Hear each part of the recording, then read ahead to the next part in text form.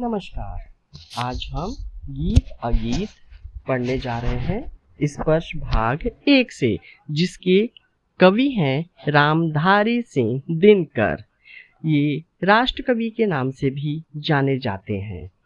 गीत अगीत कविता श्रृंगारिक चेतना से परिपूर्ण है।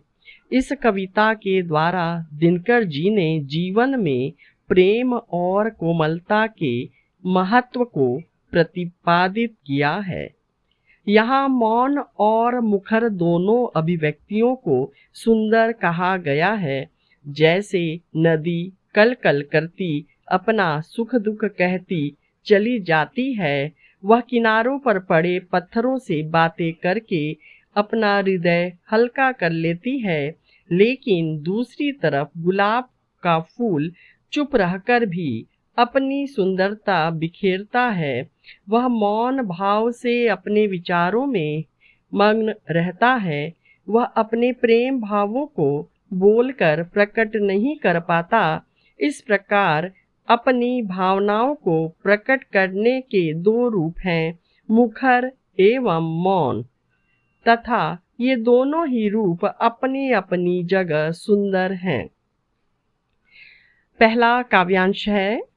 गीत अगीत कौन सुंदर है, गाकर गीत विरह के टटनी, वेगवती बहती जाती है, दिल हल्का कर लेने को, उपलों से कुछ कहती जाती है, तट पर एक गुलाब सोचता, देते स्वर यदि मुझे विधाता, अपने पतझर के सपनों का मैं भी जग को गीत सुनाता, गा गा कर वह रही निर्झरी, पाटल मुख खड़ा तट पर है, गीत अगीत कौन सुंदर है।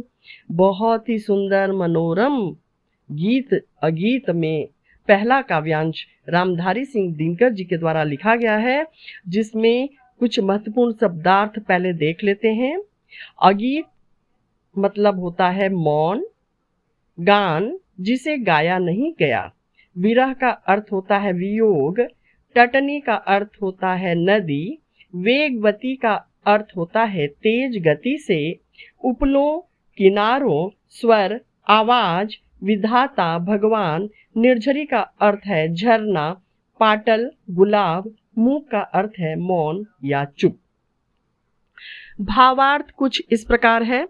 प्रस्तुत पंक्तियों में दिनकर जी ने जीव जंतुओं के ममत्व, मानवीय राग और प्रेम भाव का सजीव चित्रण करते हुए एक तुलनात्मक प्रश्न किया है कि गीत और अगीत दोनों में से अच्छा कौन है। नदी को देखो, वह वेगवती है। वह वियोग के गीत गाती हुई तीव्र गति से बहती चली जाती है। वह अपने दुख का भार हल्का करने के लिए अपने मन की व्यथा किनारे पड़े पत्थरों से कहती जाती है। कवि के अनुसार किनारे पर खड़ा हुआ गुलाब का फूल यह सोचता होगा कि यदि ईश्वर ने उसे भी स्वर का वरदान दिया होता तो वह भी अपनी आप बीती नदी की तरह संसार को सुनाता, अर्थात दुख भरे पतझड़ के दिनों में देखे गए अपने सपनों का गीत पूरे संसार को सुनाता। इस प्रकार नदी गीत गाती यानी कल कल करती किनारों से टकराती आगे बढ़ती है और गुलाब का फूल नदी के किनारे मौन भाव से खड़ा रहता है। यहीं पर कवि ने प्रश्न किया है कि गीत अगीत में अधिक सुंदर कौन है। अब हम दूसरा काव्यांश देखेंगे, जिसमें श्री रामधारी सिंह दिनकर ने बताया है कि बैठा सूक उस घनी डाल पर, जो खोते पर छाया देती, पंख फूला नीचे खोते में, सुकी बैठ अंडे है सेती। गाता सुख जब किरण बसंती, छूती अंगपण से छन कर।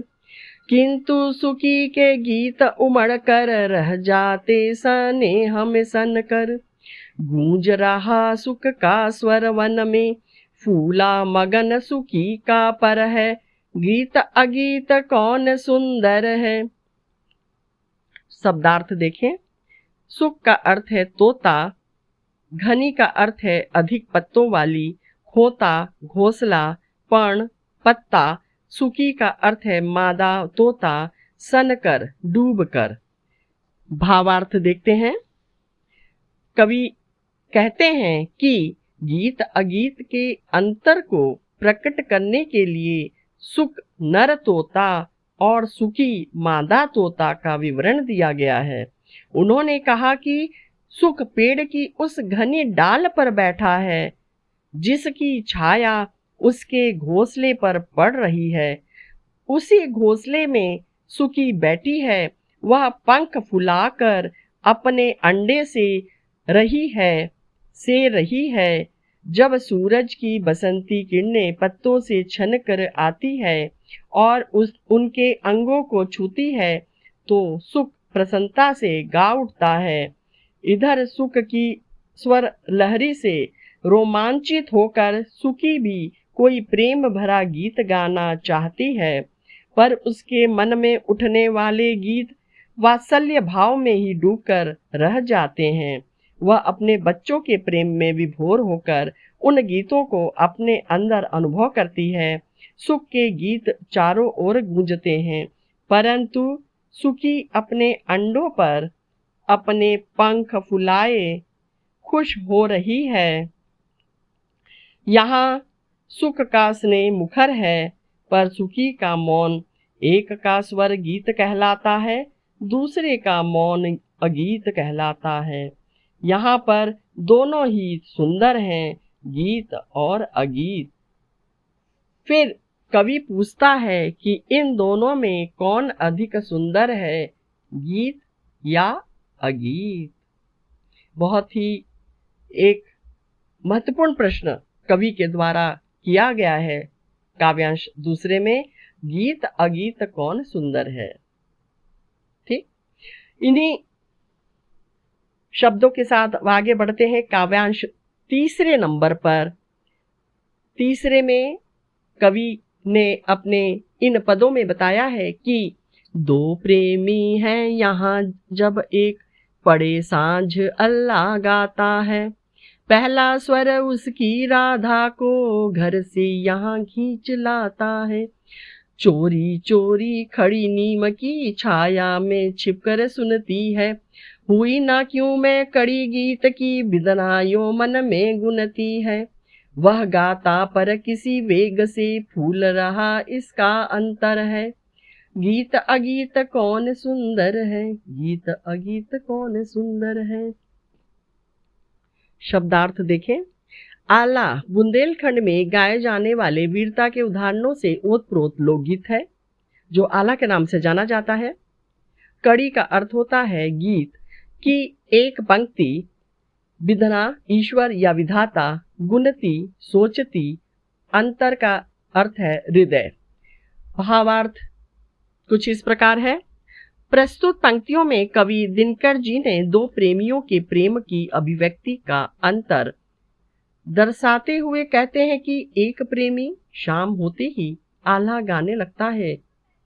जैसे ही उसके मुख से गीत की ध्वनि निकलती है, उसकी प्रेमिका राधा अपने घर से उसकी ओर खींची चली आती है। वह नीम के पेड़ की छाया में छिपकर अपने प्रेमी का मधुर गीत सुनती है और मुग्ध होकर सोचती है कि विधाता ने उसे अपने प्रेमी के मधुर गीत की कड़ी क्यों नहीं बनाया। वह इस मधुर गीत में खो जाना चाहती है। यहाँ प्रेमी गाता है तथा उसका गीत सुनकर प्रेमिका का हृदय नाच उठता है। प्रेमी का प्रेम मुखर है और प्रेमिका का मौन। यहाँ भी एक गीत है और दूसरा अगीत। फिर वही सवाल कवि यहाँ पूछता है कि दोनों में अधिक सुंदर कौन है। वास्तव में गीत और अगीत दोनों की ही अपनी अपनी सुंदरता है।